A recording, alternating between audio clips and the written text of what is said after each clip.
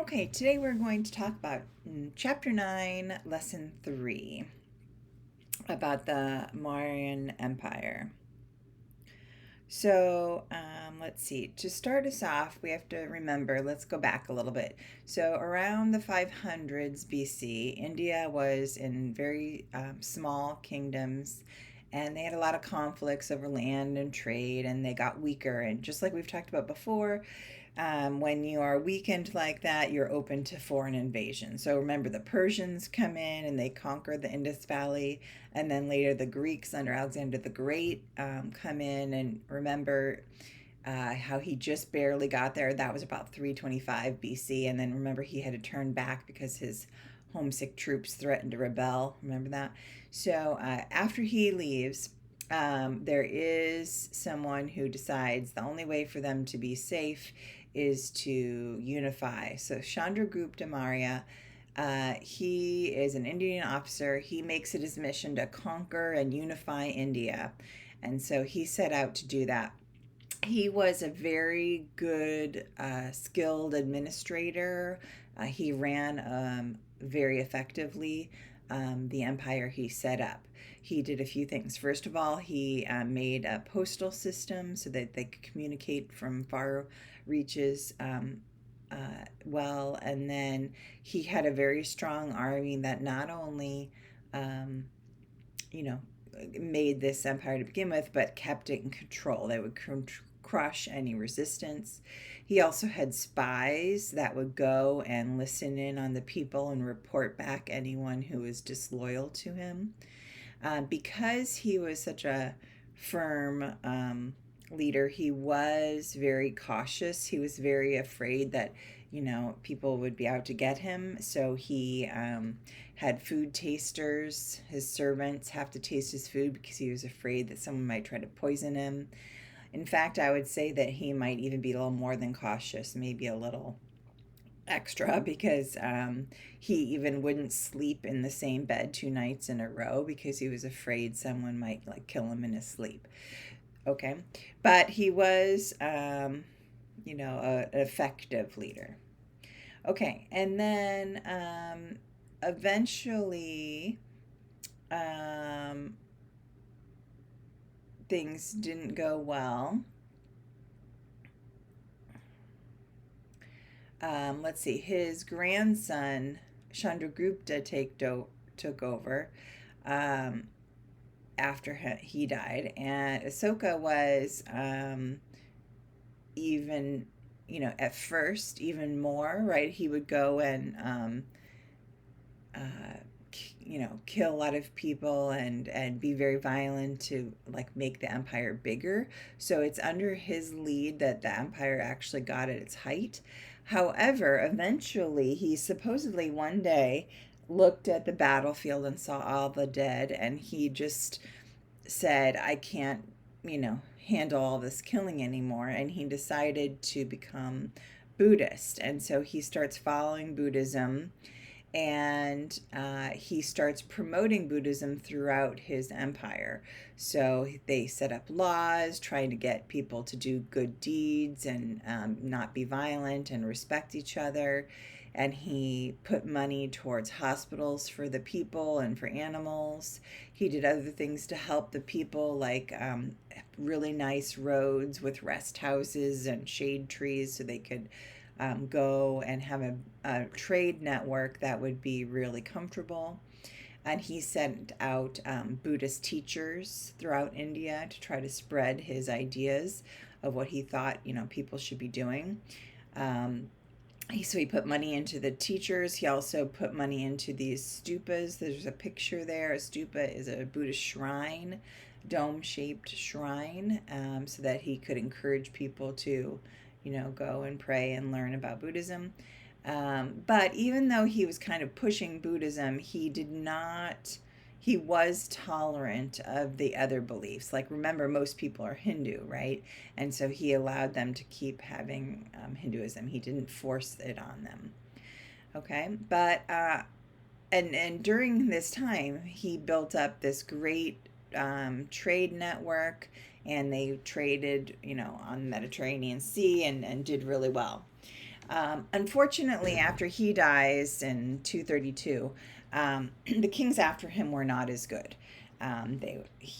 They got heavy-handed. They made the merchants pay really heavy taxes, and they took the lands from the peasants. So the people eventually rebelled from the Mauryan Empire, like against their later kings. And in 183, the last Mauryan king was murdered by his own generals, in fact. And so then it goes back to this time of, you know, small kingdoms warring against each other for a long time. Okay, so after about 500 years of that warring kingdom situation, another person tries to unite India. So around 320, the Gupta dynasty came to power. Okay, this is in the Ganges River Valley. And so notice his name is the same, Chandragupta. Okay, so just like here, right, we have a lot of repeated names, so that's not that really surprising. So Chandragupta the First started the Gupta dynasty. He only rules for about 10 years, and then he picks his son to rule after him. So Samudra is the one who is going to actually expand the empire into the north. He was a really good military leader, and so he makes a big empire. He was also known for being a patron of the arts and literature.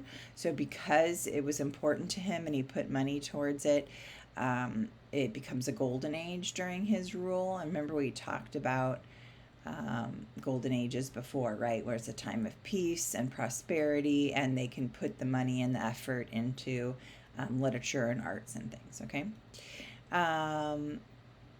So the Guptas are Hindu. So again, they're going to put their money towards Hindu scholars and Hindu temples and buildings, and a lot of paintings of the deities are done during this time period, as well as new buildings. They also, were kind of spreading the Hindu religion during this time. They have a lot of wealth during the Gupta Empire. The trade is thriving with far places like China and Southeast Asia and the Mediterranean areas, and so they're trading things that they have a lot of salt. They make cloth and then iron, and the rulers themselves get really rich because they're the ones who own the silver and gold mines that they're going to go trade, and they build these really large estates. And cities grow up along those trade routes, which makes sense, and they get wealthy not only from the trade but from pilgrims. So pilgrims are people who are going to visit holy sites. So they have built up some of these, famous Hindu temples, and so people want to go and visit them. And so the cities that are near those famous temples actually also get really rich from all the pilgrims visiting. Okay, so during this time, right, also let's talk about the whole time actually. So the early years, right, we have the Vedas. Remember we mentioned some of the early religious ideas were written down in the Vedas in Sanskrit, right? But the other thing that's known in literature in India is they have epics, just like we've talked about epics in other cultures. The Indians also have their Hindu epics, okay? So they're, again, just like other epics, they're teaching moral lessons. They expect people to read them and, learn like good behavior from them, okay? The Mahabharata, I'm messing that up. Mahabharata, I believe, is all about, it's the longest poem ever written. They've found 90,000 verses. And it's all about this struggle for control of an Indian kingdom. They estimate back around 1100 BC. But there are all these different stories about heroes, just like all epics are. Okay, and there's different sections. And one of the famous sections is the Bhagavad Gita, or Song of the Lord. And that section is what this picture is of. It's of the deity Krishna, who is coming to remind a prince of his duty. In this story, the prince is feeling conflicted because he doesn't want to go against some of his family members who are on the other side. And Krishna says, remember your duty. Remember, this is all about supporting Hinduism. Your duty as a warrior means you have to do it even though it's hard to fight your family. Okay, so it's teaching a lesson. Another famous epic is the Ramayana, and that is about only 25,000 verses, so still really long. And this one, again, has these stories about like good behavior. So in this one, Rama is a king, and he's rescuing his like perfect wife Sita, and she's been kidnapped by an evil king. And so it's all about, you know, doing your duty and how you should be loyal, right, and all that kind of stuff. Okay, as far as other cultures and the arts, music was also and is still very big in India. They thought music was a gift from the gods. We believe that many of those sacred texts were probably sung originally. And we know that they had like yearly festivals where they played music and sang and danced. They had a lot of instruments, tambourines, flutes, drums, lutes, things like that have been found. And as far as arts, well, unfortunately, a lot of their arts was paper and it didn't survive. So, what we do know is that still see a lot of their religious art that was done carved in stone. So, we have that still today. Their palaces and their temples had a lot of carvings.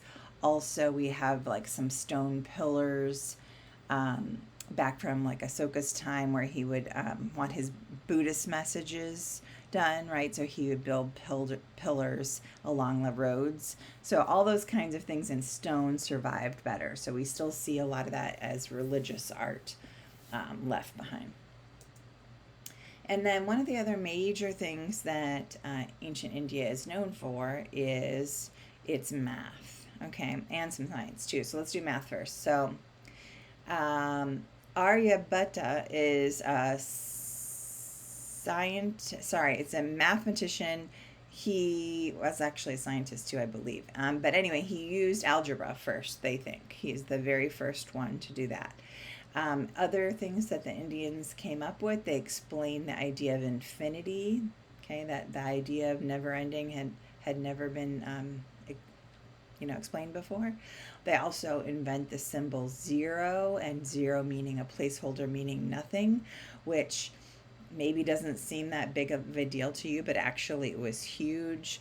And math and science couldn't like make it without it, and of course computers, right? The concepts of one and zero are the main thing of computers.